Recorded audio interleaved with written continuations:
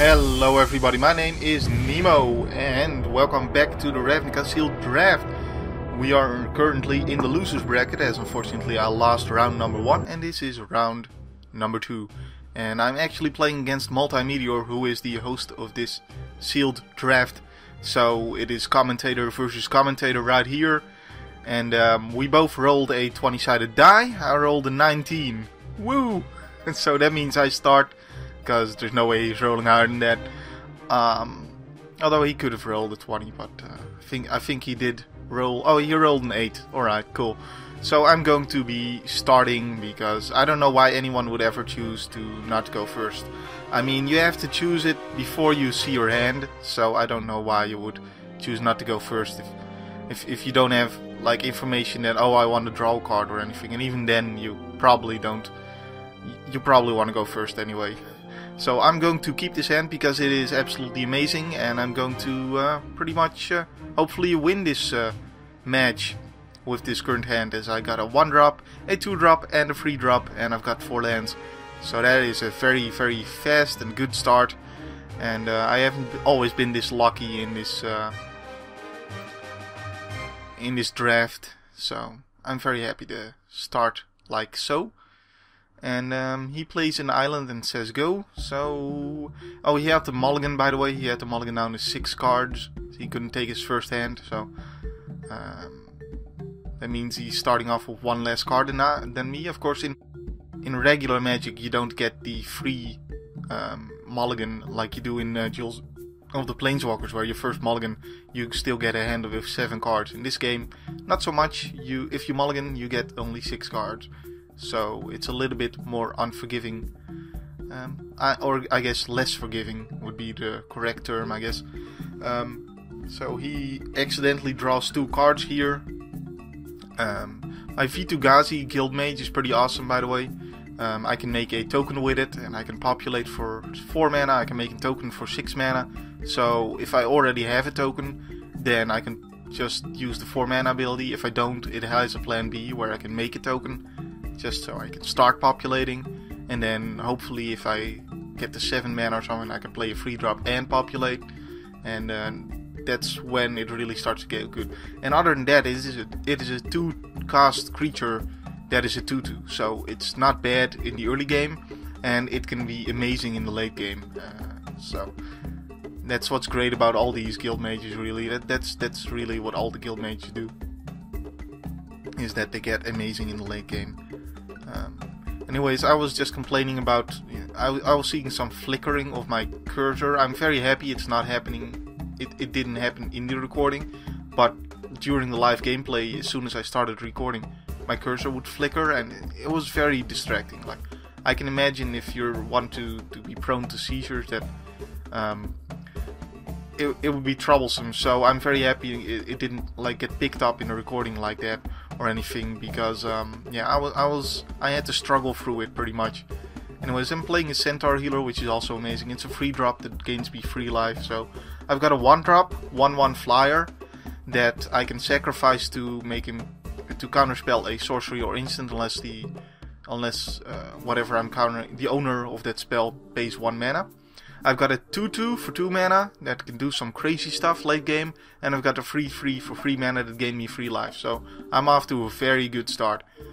He's going to play another island, and at this point I'm just happy to not see another mirror match, really, because the first round was a mirror match against someone else who was also playing Selesnya, but just got some better cards mainly. But he drops a 3-cost 1/1 that is a tapper. So a 3-cost tapper, first of all, I'm amazed at the art. Just look at that thing, it's gorgeous. And secondly, I'm just surprised that a card could be that bad. Because 3 mana is a lot for a tapper. I mean, you've got, remembering Wielding Steel, you had the 1 mana tapper. In Peacekeepers there's a 2 mana tapper, which nobody runs. And then this thing is a 3 mana tapper, which, wow. I guess, you know, cards are less powerful in draft, but I don't know if that would be worth playing, really. Although it is easy to cast, I guess, with the hybrid mana, so yeah, I can sort of see it, but just basically that's what I meant with 3-cost tapper, dude. Huh. And he's like, yeah, don't no complaining. You're off to a good start. Yeah, I wasn't complaining. I was just amazed at how a card with that great of an art could just be that crappy. Is what I was surprised by. But either way, he gets to untap with his Tapper Dude, and he's at 10 life now, so it's go time for him. He's going to play a compulsive research, and research compulsively, and he drops some green cards into the graveyard. So apparently he's running a 3-color deck, and I say, ah, 3-color, and he's like, yeah, mirror. But no, actually not, because I'm not running blue in my deck. But I can imagine him thinking so, because I have the Judge's Familiar, but that's a hybrid blue-white spell. So I'm just white-green. I'm just white-green, and I'm playing a hybrid cost, because I can. So yeah, he's running a 3-color deck, and I'm running a 2-color deck, and it seems that he has trouble getting his forests out, which is, you know, of course a main concern if you're gonna be running 3-color, is, you know, sometimes you don't get all your lands, and that can be a bit of a problem. So that can be a bit of a tough pill to swallow, as Multeyemeteor would say. Either way, I'm activating my Selesnya Key Rune, which becomes a 3/3 creature. When I activate it, no abilities, just a 3/3 creature. It is the most vanilla of the Key Runes, but also the biggest one. So I'm going to attack for 6 damage right here, and he takes 6 damage.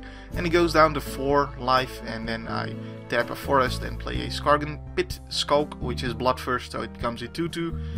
And that means his Tapper Dude won't be able to block it either. So yeah, pretty crazy stuff. I'm off to just a very, very powerful start. And I probably am going to forget to put my Key Rune back down, because it's no longer activated on his turn. I keep forgetting to do that, man. I don't know what's up with that, but either way, I was just very, very fast this match, and there's not a lot of chance for him to have anything to deal with this many creatures attacking him so early. He doesn't even have his forests out yet, so yeah. And he pretty much just concedes here, because that is the game. I mean, he can't do anything about that. If you don't draw your forest, you don't draw your forest. And if I get a really fast aggressive start, I get a really fast aggressive start. My deck isn't consistent enough to do that all the time, but you know, I can get lucky and he can get unlucky. That's just the way it goes. So that means I'm 1-0 up, and that means, you know, I'm winning already. I'm winning already. We're going the right direction, because I obviously want to win this round. So we'll see you in match number 2, and I hope you enjoyed this one. So yeah, see you next time. Thanks for watching. My name's been Nemo. My name will still be Nemo next time. Bye bye.